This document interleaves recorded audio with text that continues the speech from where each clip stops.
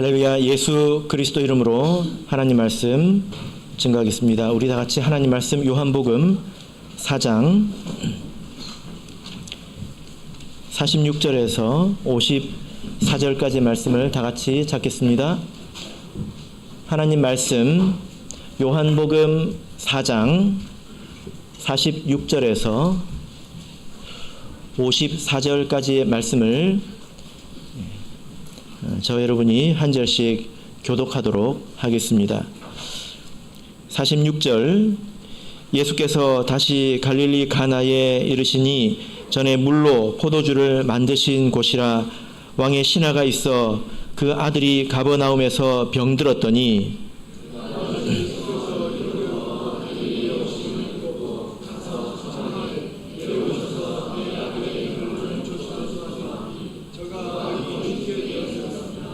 예수께서 가라사대 너희는 표적과 기사를 보지 못하면 도무지 믿지 아니하리라.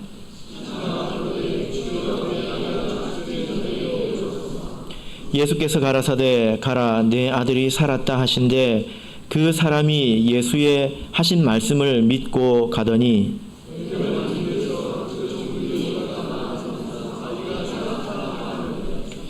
그 낫기 시작한 때를 물은즉 어제 제7시에 열기가 떨어졌나이다 하는지라.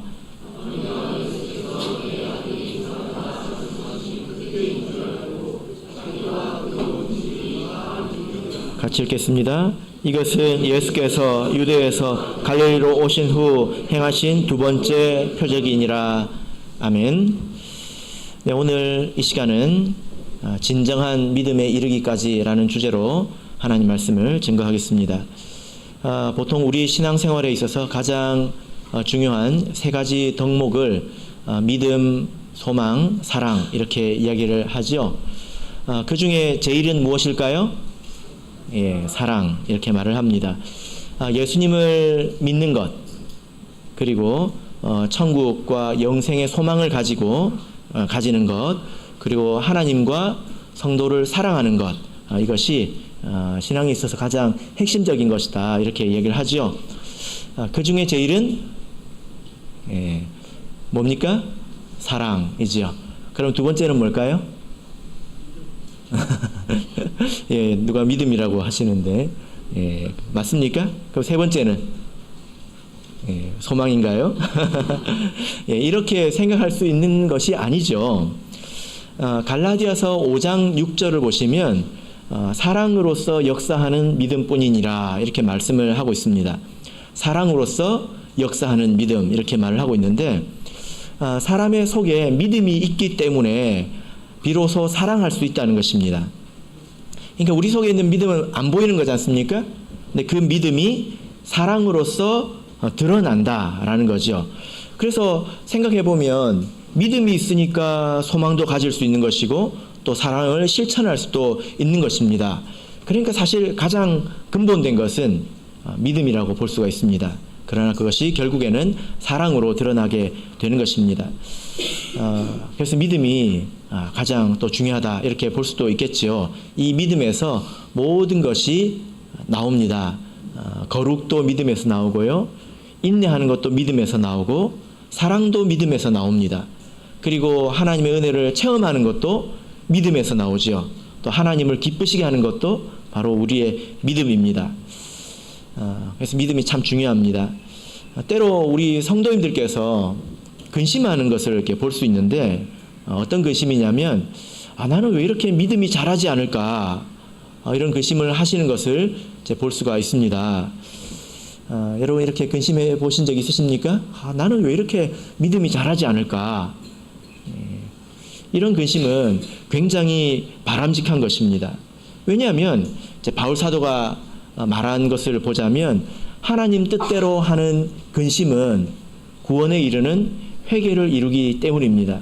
그러니까 우리 마음속에 이 정상적인 근심이 없으면 사람이 회개하지 않는다라는 거죠. 그죠? 예. 본래 이 믿음이라고 하는 것은 아무리 작더라도 시간이 지나면 이 믿음은 자랍니다. 성장합니다. 정상적이라면 그렇다는 것입니다. 아기가 태어났는데 아기가 시간이 지나면 크지 않습니까? 자란단 말이죠. 만약에 아이가 자라지 않는다면 부모가 아주 근심을 할 것이고, 그리고 꼭 병원에 이렇게 데려갈 것입니다. 그죠? 그래서 믿음이 자라는 것 당연한 것이고, 그리고 믿음이 자라지 않는 것에 대해서는 마땅히 근심할 수 있어야 된다라는 것입니다. 자, 그러면 여러분, 이 믿음이 자라는 데 있어서 뭐가 중요할까요? 우리 믿음은 어떻게 자라게 되는 것일까요? 뭐가 중요할까요? 자, 우리 마가복음을 보겠습니다. 마가복음 4장 26절에서 29절을 보겠습니다. 마가복음 4장 26절에서 29절까지를 보겠습니다. 그래서 우리가 신앙생활 하면서 내 믿음이 자라는가? 이 생각을 해봐야 합니다. 아이들도 1년이 지나면 5cm, 10cm 키가 훌쩍훌쩍 크지 않습니까? 그런데 내가 아이의 믿음에 여전히 머물러 있다면 이것은 좀 이상한 거죠. 그죠? 나는 이 믿음이라고 하는 것이 어떻게 자랄까? 우리가 이 말씀을 통해서 같이 한번 생각해 볼 수 있습니다. 마가복음 4장 26절에서 29절 같이 읽겠습니다. 시작. 또 가라사대 하나님의 나라는 사람이 씨를 땅에 뿌림과 같으니 저가 밤낮 자고 깨고 하는 중에 씨가 나서 자라되 그 어떻게 된 것을 알지 못하느니라. 땅이 스스로 열매를 맺되 처음에는 싹이요 다음에는 이삭이요 그 다음에는 이삭의 충실한 곡식이라. 열매가 익으면 곧 낫을 대나니 이는 추수 때가 이르렀음이니라. 아멘. 자, 여러분, 이 말씀을 보니까 씨를 뿌려서 이 씨가 나고 자라서 열매를 맺는 과정까지를 이렇게 말씀을 하고 있는데요.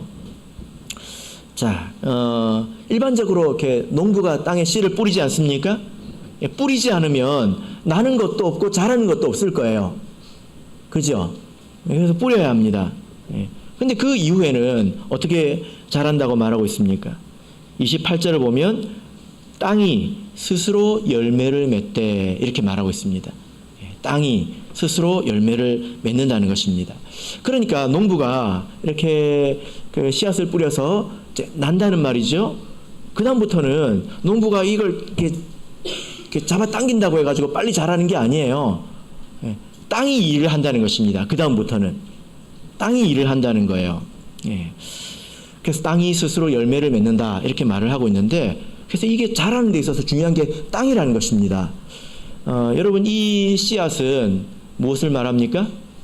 믿음의 씨앗, 또 하나님의 말씀을 말하죠. 그러면 이 땅은 뭘 말할까요? 땅은 뭘 말할까요?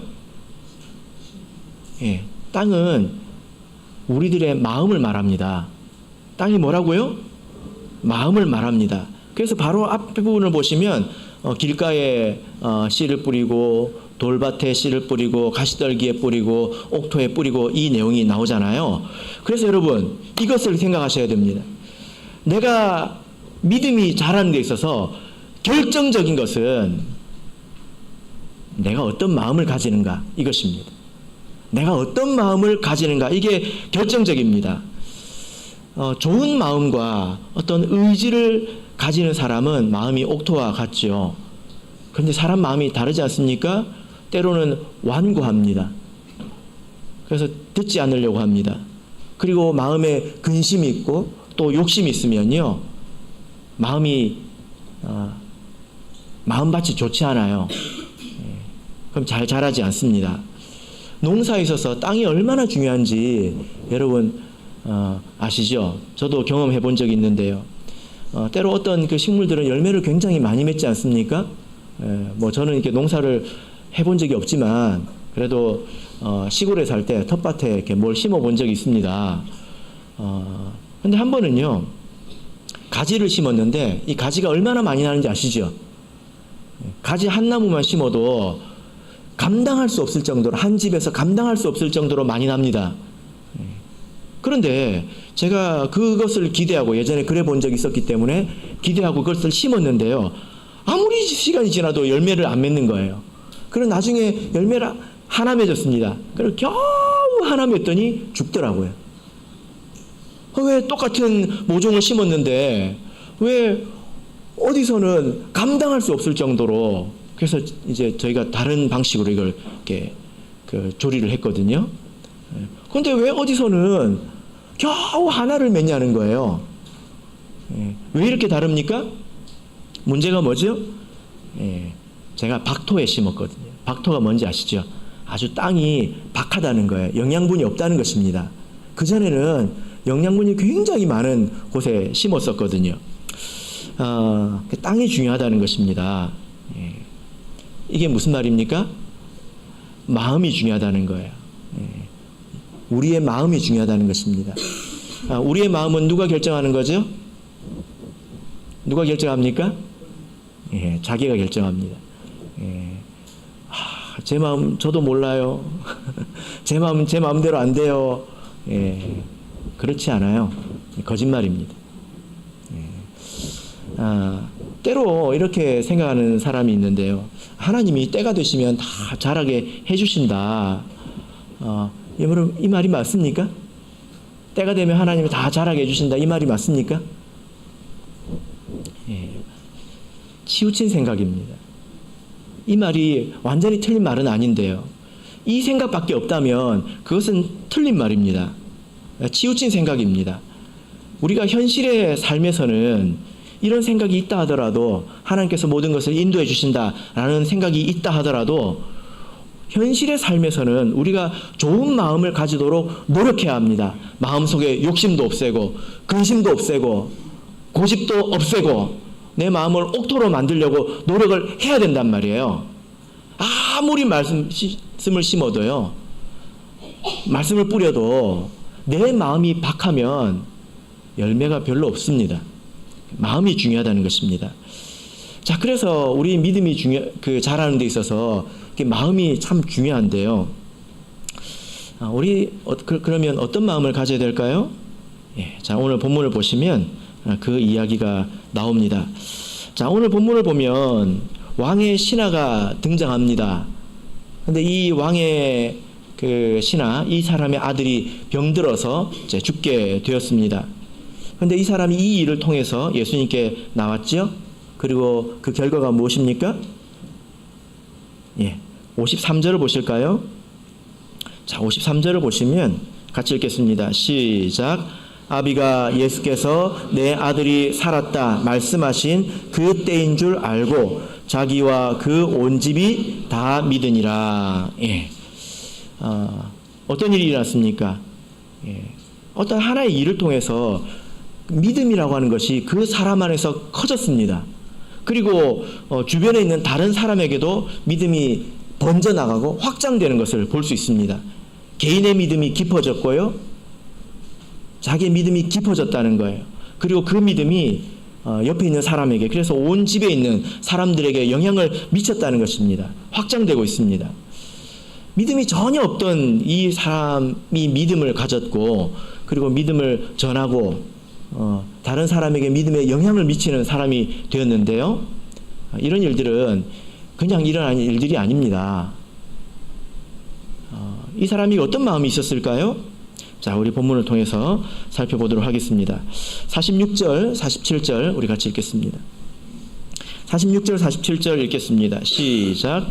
예수께서 다시 갈릴리 가나에 이르시니 전에 물로 포도주를 만드신 곳이라. 왕의 신하가 있어 그 아들이 가버나움에서 병들었더니 그가 예수께서 유대로부터 갈릴리에 오심을 듣고 가서 청하되 내려오셔서 내 아들의 병을 고쳐주소서 하니 저가 거의 죽게 되었습니다. 예수님께서 가나라고 하는 것에 다시 가셨습니다. 가나 하면 뭐가 생각나십니까? 초콜릿이 생각나십니까? 물로 포도주를 만드신 그런 곳이죠. 그죠? 예수님께서 다시 이곳으로 가셨는데 왕의 신하가 예수님을 직접 이렇게 찾아왔습니다. 왕의 신하입니다. 왕의 신하.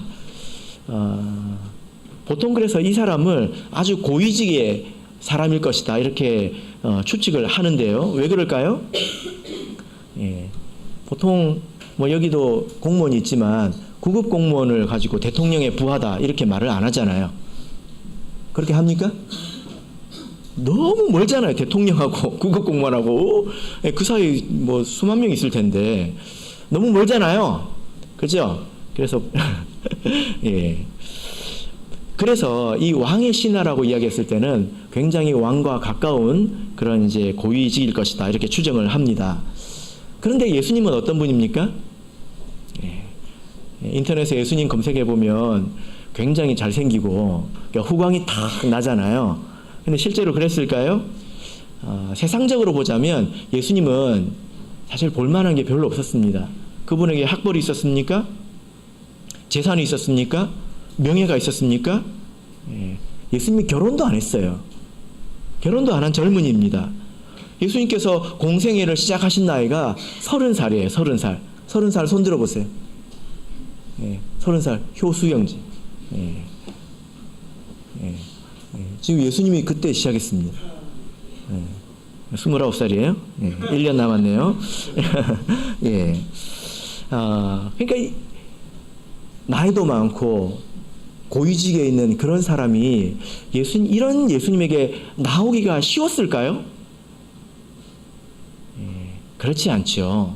보통 사람들은 믿을 만한 사람에게 찾아가게 됩니다. 세상에서 이름도 있고 실적도 있고 명예도 있고 이런 사람들에게 가죠.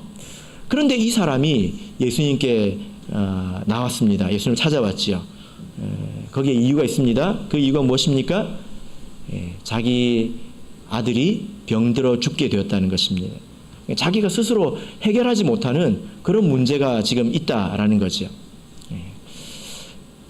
그런데 이 사람은 자기의 어떤 지위, 또 명예, 나이 이런 것들을 내려놓고 예수님 앞에 겸손하게 나왔습니다. 이렇게 예수님을 찾아오시는 분들이 계시죠. 예. 어떤 문제가 있어서 질병이 있다거나 혹은 살행의 역사가 있다거나 여러 가지 이유로 고통이 있어서 예수님 앞에 나오는 분들이 있습니다. 근데 그게 이상한 건 아니에요. 성경에 그런 이야기들이 많이 있습니다. 예. 고통이 있어서 예수님 앞에 나온 사람들이 많이 있죠. 그죠? 예. 소경 바디메오, 그 다음에 7 귀신 들렸던 마리아, 이런 사람들이 예수님 앞에 많이 나옵니다. 왜 그럴까요? 왜 그러냐면 사람이 고통이 있을 때 겸손해지거든요. 고통이 있을 때에 마음이 가난해진단 말입니다. 그러니까 그런 사람들이 예수님 앞에 나오기가 쉽다는 거예요. 지금도 마찬가지죠. 지금도 마찬가지입니다. 사람의 마음이 가난해져야 합니다. 그래야 예수님 앞에 나와서 말도 들립니다. 그 전까지는 들리지도 않아요. 잘 나오지도 않습니다. 심령이 가난한 자에게 천국이 있다 이 말이지요. 그런 이야기들이 우리 주변에도 많이 있지 않습니까? 어떤 형제가 이제 간증을 적었는데 그 형제가 이렇게 모태 신앙입니다. 근데 아주 불순종적인 모태 신앙이었습니다. 그래가지고 자기 어머니가 계속 신앙생활을 하라고 권면해도 끝끝내 이제 고집을 부리고 하나님을 안 믿고 그리고 심지어 하나님 말씀에 이렇게 반박도 하고 그랬습니다. 근데 이 사람이 돈도 많았어요. 그리고 학벌도 있었습니다. 그러니까 남부러울 게 없지 않습니까? 그리고 자기 생각이 그렇게 있으니까 믿을 이유가 있었겠습니까? 누가 그 사람한테 믿으라고 하면 믿었겠습니까? 믿을 이유가 없죠. 그죠? 그런데 어느 날 하나님께서 그를 낮추셨습니다. 사람이 낮아지면 마음이 겸손해져요. 딸이 태어났는데요. 딸이 태어났는데 얘가 이렇게 자라면서 조금 이상해가지고 나중에 이제 검사를 해보니까 그 심장에 문제가 있는 것입니다. 심장에 판막이라는 게 있는 거 아시죠? 혈관이 이렇게 왔다 갔다 하는 거기에 이제 뚜껑이 달려 있습니다. 그래가지고 이제 얘를 치료를 하는데 아무런 치료도 소용이 없는 것입니다. 그래가지고 이제 이것저것 그것도 아주 이름 있는 병원에서 이것저것을 다 해봤는데 아무것도 안 됐습니다.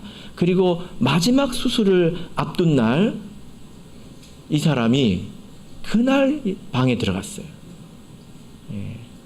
근데 이때는 집에서 유일하게 믿음을 가지고 있던 어머니도 돌아가셨습니다. 아무도 믿음이 없는 거예요. 근데 그날 방에 들어가서 문을 잠그고 무릎을 꿇고 울면서 기도를 했습니다. 그날 하나님께 기도를 했습니다. 수술을 앞둔 그날. 그래가지고 하나님께 회개하고 자기의 완악함을 내려놓고 하나님께 간절히 이제 구했겠지요. 그리고 그 다음날 병원을 갔는데 그 대학병원 의사가 갑자기 수술을 연기하자는 거예요. 왜 그러냐 했더니 얘가 갑자기 아주 급격히 호전이 됐다는 것입니다. 그날 밤에 그 의사도 너무 놀래가지고요. 수술 없이 이게 치유가 됐는데 이 의사도 얼마나 놀랐냐면 굉장히 바쁜 사람이었다고 합니다. 대학병원 의사였는데 그런데 예약 없이 약속 없이 아무 때나 자기 방에 들어올 수 있도록 그렇게 허락을 해줬습니다. 이 아이를 특별히 관찰하고 싶다는 거예요. 하나님께서 이제 그렇게 은혜를 베풀어 주신 거지요. 사람이 마음이 낮아지면 그때서야 귀가 열립니다. 하나님께서 이렇게 마음을 낮춰주시기도 하신다는 것입니다. 우리가 이렇게 그리스도인이라면 이런 낮은 마음을 지속적으로 가지고 있어야 합니다. 근데 그러기가 쉽지 않죠? 그죠? 예. 평안한 세월이 이렇게 계속되면 사람 마음이 달라집니다. 그래서 사람이 교만해집니다. 그래서 내가 다 할 수 있을 것 같고, 지금처럼 이렇게 하면 될 것 같고, 아무 문제가 없어 보여요. 조금만 더 노력하면 성공할 것 같고, 사람의 인생은 자기 노력하기에 나름인 것 같고, 그리고 지금도 적당히 만족해요. 큰 문제가 없는 것 같아요. 사람이 말로는 이렇게 안 합니다. 말로는 이런 말을 안 해요. 그런데 그 사람이 사는 걸 보면 자기의 삶으로, 행동으로 사람이 다 노력하기 나름 아닌가? 지금도 적당히 만족하는데 내가 크게 하나님께 이렇게 간구하고 엎드려야 될 이유가 있을까? 이렇게 사람이 삶으로, 행동으로 말한단 말입니다. 그런 사람의 이렇게 마음에는 말씀이 귀에 들어가지 않습니다. 안 들어갑니다. 근데 여러분, 우리가 그런 이제 고통스러운 일을 겪고 나서 이렇게 배운다면, 그리고 그렇게 힘들게 배워놓고 또 잊어버린다면, 얼마나 이렇게 안타까운 일입니까? 그죠? 예. 우리가 말씀을 통해서 우리가 또 보고 배울 수 있습니다. 이 왕의 신하를 보세요. 이 왕의 신하가 없는 게 뭐가 있겠습니까? 돈이 없겠습니까? 예? 권력이 없겠습니까? 명예가 없겠습니까? 다 가진 사람 아닙니까? 많은 사람들이 그 자리를 향해서 열심히 노력해서 거기에 가면 뭐가 있을 줄로 알고 다 그리로 찾아가잖아요. 애써가지고 돈도 모으고 명예도 모으고 권력도 모으고 거기 가면 내가 다 할 수 있을 것처럼 그리로 가잖아요. 근데 그 자리에 있는 사람의 인생에 어떤 문제가 있습니까? 어떻게 할 수 없는, 고통스러워서 어떻게 할 수 없는 그런 문제가 있었다는 거예요. 여러분, 그래서요, 우리가 이렇게 이런 이야기를 들을 때 생각을 해봐야 합니다. 또 다른 사람이 어떤 문제를 겪고 있으면 생각을 해봐야 합니다. 우리가 이런 문제를 볼 때 남의 문제라고 생각하면 안 됩니다. 말을 함부로 하면 안 됩니다. 아이, 저건 저러면 되지. 실제로 겪어보세요. 세상에 쉬운 문제는 없습니다. 정말 그것이 내 문제라면 내가 어떻게 할 수 있을까요? 우리가 그런 일을 겪고 있는 사람을 보면 그 사람이 멍청하고 능력이 부족해가지고 거기에 고통을 받고 시달리고 있는 게 아닙니다. 사람은 연약해요. 그 문제가 내 삶에 들어온다면 나도 어쩔 수 없다는 걸 알아야 합니다. 이걸 빨리 깨달아야 돼요. 이걸 빨리 깨달아야 합니다. 때로는 이렇게 보면 여유롭습니다. 사람의 삶이 연약하다, 이거를 빨리 배워야 합니다. 하나님께서 그래서 때로는 교만을 예방하시기도 하시죠. 그래서 바울 사도에게 가시를 준 것처럼 이렇게 가시를 주셔가지고 교만하지 않도록 그렇게 하나님께서 하시기도 합니다. 때로는 노력하기 나름 아닌가? 이렇게 하는 말에 하나님이 반응하실 때가 있습니다. 물론 내 입으로는 그렇게 말하지 않죠? 뭘로 말한다고요? 행동으로 말한다고요. 말보다 행동이 훨씬 더 큰 거 아십니까? 훨씬 더 크게 말하는 것입니다. 그러면 하나님께서 그 말을 들으십니다. 그리고 하나님께서 뭐라고 대답하실까요? 내가 노력하기 나름이고 지금도 별 문제 없는데? 그러면 하나님께서 뭐라고 말씀하실까요? 진짜 그래? 정말 그래? 이렇게 응답하십니다. 잠언 1장을 보겠습니다. 잠언 1장 25절. 여러분 이 말씀을 우리가 피해야 합니다. 잠언 1장 25절 26절. 잠언 1장 25절 26절. 자, 읽겠습니다. 시작. 도리어 나의 모든 교훈을 멸시하며 나의 책망을 받지 아니하였은즉 너희가 재앙을 만날 때에 내가 웃을 것이며 너희에게 두려움이 임할 때에 내가 비웃으리라. 하나님께서 뭐 하신다고 하고 있습니까? 비웃으신다는 거예요. 하나님께서 붙들어 주셔가지고 무탈한데 자기가 잘해서 그런 줄 알고 사람이 다 하기 나름 아닌가? 그러면 그래 한번 해봐 하고 손을 놔버리십니다. 이렇게. 그럼 어떻게 됩니까? 인생의 고통이 오겠지요. 그때 하나님께서 웃으신다는 거예요. 네 말대로 한번 해봐. 하기 나름이라며 한번 해봐.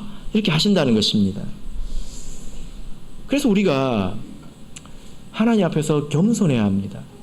교만하지 말고 겸손해야 합니다. 그래야 말씀이 들린다는 거예요. 우리가 이런 문제를 겪으면 하나님께 더 가까이 나오게 됩니다. 중요한 것은 이런 일을 겪지 않아도 하나님 말씀으로 우리가 인생의 연약함을 깨달을 수 있고 또 다른 사람들이 겪는 문제를 통해서 깨달을 수도 있습니다.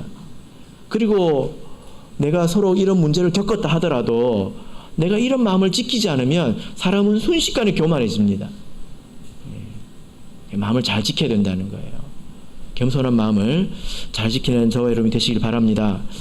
요한복음 4장 48절을 보겠습니다. 이 왕의 신하가 그래도 이런 자기를 내려놓을 줄 아는 그런 마음이 있었기 때문에 나왔는데요. 예수님께서 그에게 어떻게 말씀하셨을까요? 자, 48절 읽겠습니다. 시작. 예수께서 가라사대 너희는 표적과 기사를 보지 못하면 도무지 믿지 아니하리라. 여러분 예수님의 반응이 좀 이상하지 않습니까? 여러분 아무리 나쁜 사람도 아들이 죽어간대요. 그러면 불쌍히 여겨야 되잖아요. 그죠? 아들이 죽어가고 있습니다. 그러면 누구나 다 불쌍하게 여기고 안타깝게 여깁니다. 그런데 지금 예수님께서 책망을 하고 계십니다. 너희는 표적과 기사를 보지 못하면 도무지 믿지 않는다. 여러분 이 말이 따뜻하게 들립니까? 차갑게 들립니까?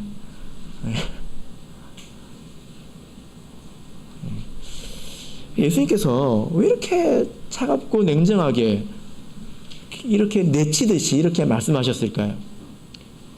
여러분 그래서요 예수님께서 이러신다는 것도 알아야 합니다. 내가 간절히 구하는 게 다가 아니에요. 간절히 구하는 거 중요하지요. 근데 그게 다가 아닙니다. 왜 이렇게 말씀하실까요? 자, 48절을 다시 보시면 너희는 이라고 말하고 있습니다. 너희는 지금 왕의 신하는 한 사람이잖아요. 너희는 이라고 말하고 있습니다. 사실 지금 예수님께서는 이 왕의 신하 한 사람만 꾸짖는 것이 아닙니다. 여러 사람을 꾸짖고 있는데 누구를 꾸짖고 있을까요? 자, 43절부터 45절을 보겠습니다. 43절에서 45절 제가 읽겠습니다. 이틀이 지남에 예수께서 거기를 떠나 갈릴리로 가시며 친히 증거하시기를 선지자가 고향에서는 높임을 받지 못한다 하시고 갈릴리에 이르심에 갈릴리인들이 그를 영접하니 이는 자기들도 명절에 갔다가 예수께서 명절 중에 예루살렘에서 하신 모든 일을 보았음이더라. 자, 지금 예수님께서 갈릴리로 가고 계시는데 이런 사람들이 있었다는 거예요. 이 사람들이 예수님을 영접하긴 했는데 온전한 믿음으로 영접한 것이 아니라 그저 이적을 보고 놀라가지고 예수님 대단하네, 그 정도의 마음으로 예수님을 영접했다는 거예요. 여러분, 이런 사람들은 자기가 아쉬운 것이 없으면 예수님을 찾겠습니까? 지금 이 왕의 신하도 아들이 병들어 죽을 상황이니까 예수님을 찾았지, 이런 문제가 없으면 예수님을 찾았겠냐 이 말이에요. 예수님이 누군지 알고 찾았겠습니까? 또 혹 만약에 이 병을 고칠 수 있는 의사가 있었다면 이 왕의 신하가 돈 주고 고치지 예수님께 나와가지고 이렇게 고개를 숙였겠냐 이 말이에요. 그죠? 그래서 이 사람들은 예수님께서 예루살렘에서 행하신 그런 기적들을 보고 놀라가지고 혹시나 뭘 좀 얻을까 싶어서 나온 것이지 예수님이 누구인지에 대해서는 솔직히 별 관심이 없어요. 자기한테만 관심이 있지 예수님이 누구인지에 대해서는 별 관심이 없어요. 예수님이 그러니까 기분 나쁜 것입니다. 지금 예수님을 뭘로 아는 것입니까? 이럴 때 쓰는 말이 있죠. 호주머니로 안다고. 호주머니가 뭡니까? 누가 나를 호주머니로 안다고 그러면 무슨 말이에요? 호주머니에서 뭐가 나옵니까? 저는 휴지가 나오는데 호주머니에서 돈이 나오잖아요. 얘는 나를 호주머니로 아나. 부모가 그렇게 하잖아요. 근데 사실 예수님이 이곳에 오기 전에 사마리아에 계셨거든요. 그때 겪은 일이 있습니다. 이제 요한복음 4장을 보면 우물가에서 예수님께서 어떤 한 여인을 만나시는데 그 내용을 들으신 기억이 나십니까? 그래서 이 여인이 예수님이 누군지를 깨닫게 되고 자기 동네로 가서 막 이야기를 하잖아요. 그게 39절부터 있습니다. 여기 오시기 직전에 이 일이 있었다는 거예요. 자, 39절 보시면 제가 읽겠습니다. 여자의 말이 그가 나의 행한 모든 것을 내게 말하였다 증거하므로 그 동네 중에 많은 사마리아인이 예수를 믿는지라. 사마리아인들이 예수께 와서 자기들과 함께 유하기를 청하니 거기서 이틀을 유하심에 예수의 말씀을 인하여 믿는 자가 더욱 많아. 그 여자에게 말하되 이제 우리가 믿는 것은 내 말을 인함이 아니니 이는 우리가 친히 듣고 그가 참으로 세상의 구주인 줄 알미니라 하였더라. 여러분, 무슨 말이냐면 사마리아인의 여인의 이야기를 듣고 사람들이 놀랐습니다. 와, 예수님이 그런 걸 마쳤단 말이야?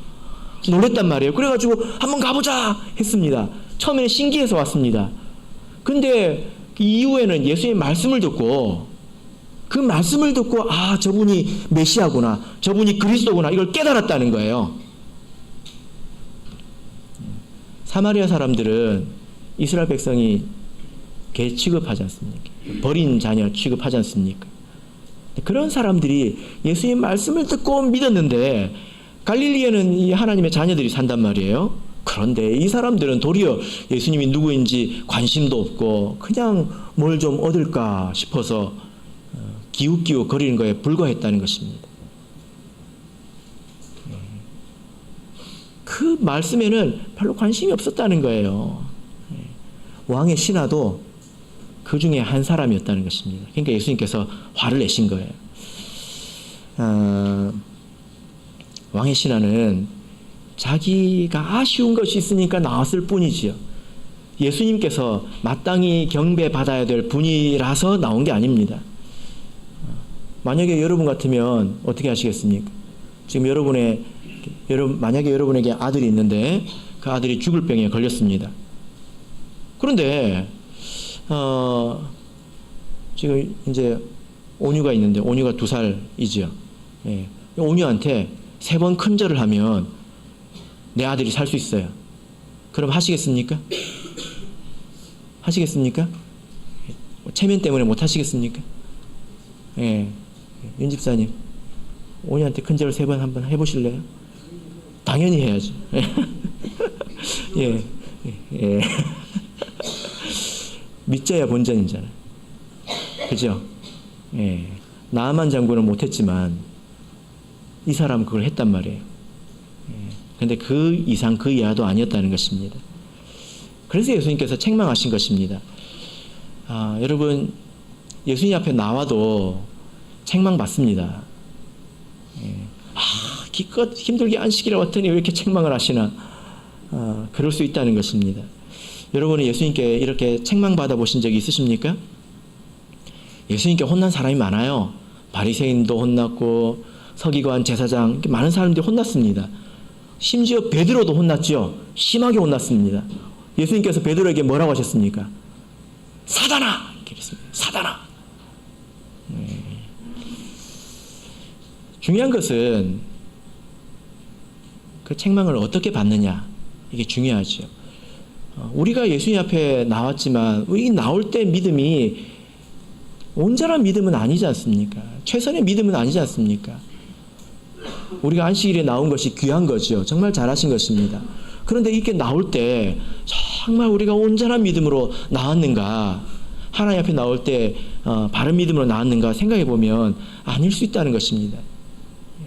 그래서 책망을 들을 수도 있지 않습니까? 중요한 것은 그때 어떤 마음을 갖는가가 중요합니다.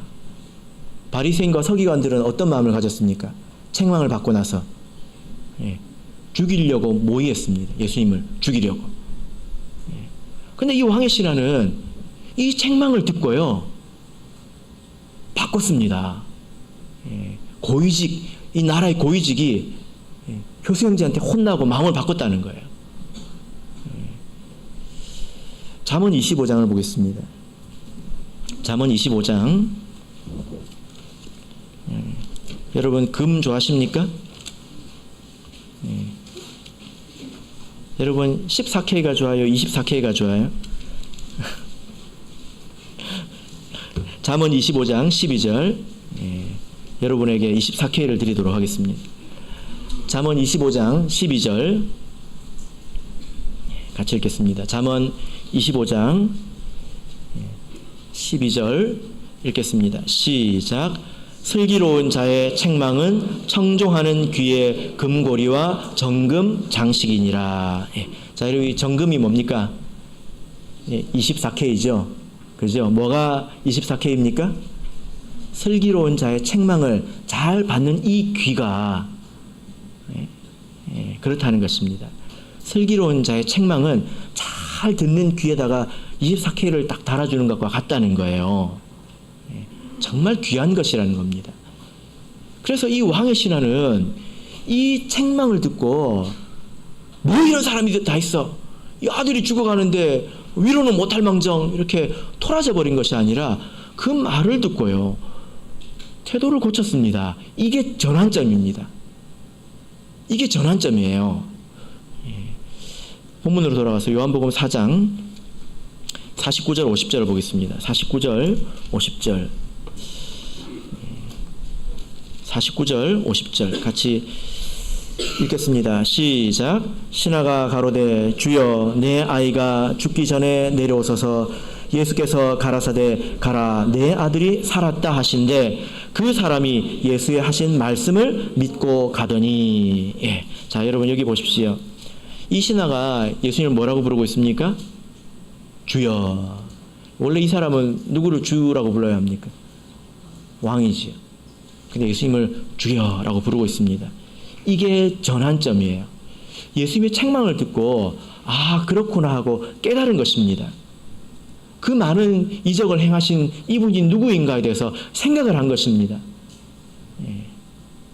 이게 전환점입니다. 이 책망을 통해서 믿음이 한보 전진한 것이죠. 그때에 예수님께서 비로소 가라 네 아들이 살았다 이렇게 말씀을 하셨습니다. 그리고 그 신하는 그 말씀을 믿었습니다.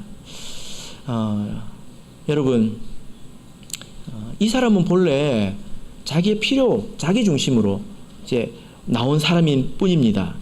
그런데 예수님 책망을 듣고 예수님의 말씀을 믿는 사람이 됐어요. 예수님이 자기에게 누구인지 고백하는 사람이 됐습니다. 여기서 주여라는 말은 그냥 듣기 좋으라고 한 말이 아니에요. 이 사람의 마음의 진심을 말하는 것입니다.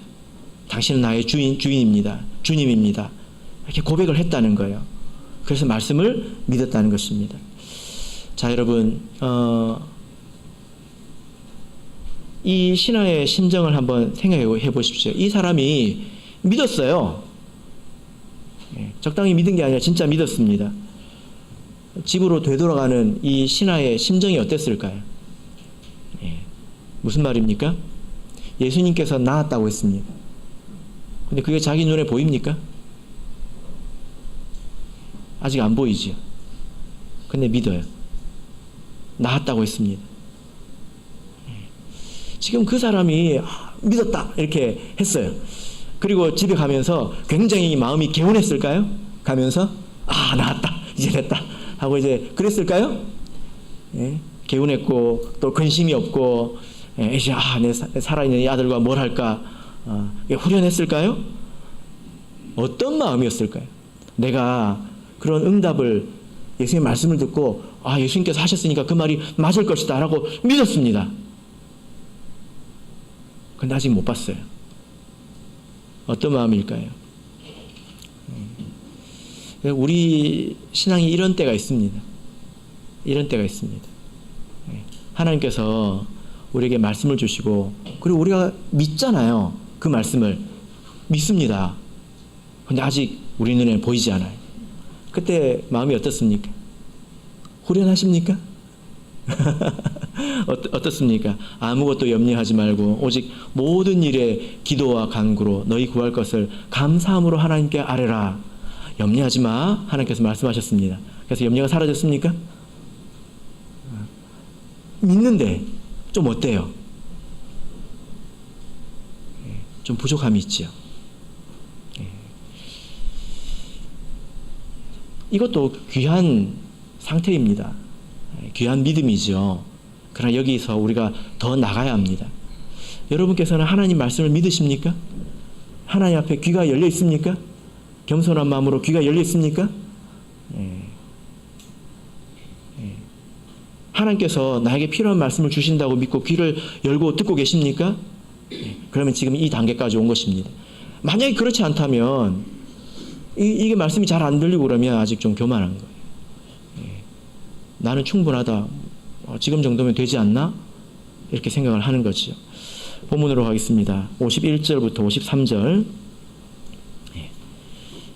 51절에서 53절 읽겠습니다. 시작.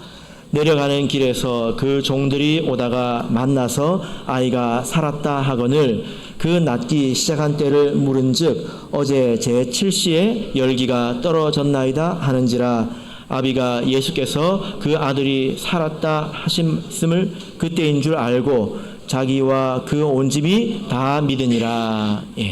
자, 여러분, 이 왕의 신하는요 예수님을 만나고 그 말씀을 믿은 이후에 더 성장했습니다. 더 성장할 수 있습니다. 이제 돌아가는 길인데요. 이 길이 제법 멉니다. 그래서 여기 보면 종들을 만났을 때 어제 제7시에 나왔다 하는 말을 듣고 보니까 하룻밤을 어떻게 지새고 간 것을 우리가 볼 수가 있죠. 이 왕의 신하는 이 밤을 어떻게 지냈을까요? 잠이 왔을까요? 안 왔을까요? 두 다리 쭉 뻗고 잤을까요? 아니면 안 왔을까요? 모르겠습니다. 그래서 이제 그 길에서 이 집에서 이제 오는 종들을 만났습니다. 그 종들이 뭐라고 했습니까? 아이가 살았다 이렇게 말했습니다. 이게 무슨 말입니까? 자기가 지금까지 듣기 원했던 그런 말이잖아요. 이 아이가 살았다 이런 말을 듣기 원하지 않았겠습니까? 그 이후에 왕이 신하가 뭘 했습니까? 그 이후에 많은 사람들이 여기서 딱 멈춥니다. 자기가 원하는 것을 딱 얻으면 또 이제 그만 멈추죠. 근데 왕의 신하는 여기서 더 나갑니다. 무엇을 하였습니까? 종들에게 질문을 합니다. 예, 어떤 질문을 했습니까? 예, 그때가 언제인가? 예, 왜 이 질문을 했을까요? 예수님의 말씀이 정말로 역사하였는지 이 질문을 합니다. 어떤 사람들은 이제 고통을 겪고 나서 하나님 은혜로 치유함 받잖아요. 잘 안 믿어요. 근데 뭐 어차피 뭐 어쨌든 나았으니까 뭐 된 거 아니냐 하고 잘 안 믿으면서 그냥 됐다고 합니다. 그러니까 믿음이 앞으로 나가지 못하는 거지. 믿음이 앞으로 나가지 못합니다. 그래서 근데 이 사람은 지금 예수의 말씀을 기억하고 있습니다. 그리고 그 때가 언제인지도 기억하고 있습니다. 그리고 그것을 확인하고 있습니다. 여러분 이게 지금 의심하는 것입니까? 예수님의 말씀이 진짜인가 아닌가 한번 내가 두고 보자. 이렇게 의심하는 것입니까? 아니죠. 이것은 의심하기 위한 것이 아니라 더 믿기 위한 것입니다. 만약에 그 말씀이 참이라면 예수님의 다른 말씀에도 귀를 기울여야 되기 때문에 다른 말씀도 옳은 말씀이기 때문에 그 말씀을 확인해야 되는 거예요. 여러분 왕의 신하가 지금 해결한 문제는 사실 인생의 많은 문제 중에 하나에 불과합니다. 이 문제 해결했다고 인생이 앞으로 그냥 창창합니까? 그리고 이 아들은 이제 다시 살아났으니까 이제 무조건 천국에 갑니까? 그렇습니까? 지금 해결한 문제는 인생의 문제 중에 일부일 뿐입니다. 그래서 이것이 은혜이지만 이 은혜는 또 하나의 기회라는 것을 우리가 알아야 합니다. 여러분 우리가 은혜를 체험했다면 또 하나님 말씀을 믿고 받아들였다면 그 말씀이 정말 그러한지 그럼 내가 다른 말씀을 더 믿어야 되는지 확인해야 합니다. 그걸 안 하니까 맨날 믿음이 그 자리에서 도는 거예요. 어려운 일 생기면 와서 기도하고 하나님께서 고쳐주시면 감사하고 아니면 어쩔 수 없고 또 어려움이 생기면 와서 기도하고 계속 그 자리에서 그래서 그냥 도는 거예요. 믿음이 나아지지 않습니다. 근데 모든 사람이 그렇지는 않지요. 예수님께서 10명의 문둥병자를 고쳐주셨는데요. 문둥병을 천벌이라고 하지 않습니까? 하늘이 주신 벌. 나을 수가 없습니다. 근데 10명을 고쳐주셨는데 그 중에 몇 명이 돌아왔습니까? 그 중에 딱 한 명이 돌아왔어요. 도대체 나를 고쳐주신 분 이분이 누구냐? 하고 당연히 와야 되지 않겠습니까? 다른 사람들은 나았으니까 하고 가버렸단 말이에요. 사람이 생각이 있어야 합니다. 우리가 혹 병고침으로 혹 사단의 역사로 왔다면 이분이 누구인가 이것을 생각을 해야죠. 그죠? 그 말씀이 정말 그러한가? 그러면 우리가 그 나머지 말씀도 믿을 수 있습니다. 그래서 믿음이 더 좋아지는 거예요. 믿음이 더 좋아지는 이유가 거기에 있습니다. 우리가 참예수교회에서 은혜를 얻었다면 참예수교회가 어떤 교회인지를 알아봐야 되지 않겠습니까? 그리고 믿어야 되지 않겠습니까? 말씀의 결론 맺겠습니다. 우리 믿음이 자라는 데 있어서 하나님께서 씨를 뿌려주시지 않으면 자랄 것도 없습니다. 근데 씨를 뿌린다고 해서 다 자라는 건 아니에요. 그 다음에 뭐가 중요합니까? 마음이 중요합니다. 내가 마음을 어떻게 갖느냐 이것이 중요하다는 말입니다. 그래서 왕의 신하는 겸손한 마음을 가졌고 그죠? 그리고 책망을 극복했습니다. 그리고 말씀이 과연 그러한가 생각해 볼 줄 알았습니다. 바라옵기는 저희 여러분께서 이런 좋은 마음을 가지셔서 하나님의 말씀을 믿음으로 더 풍성한 은혜를 받고 살아가시기를 예수 그리스도의 이름으로 축복합니다.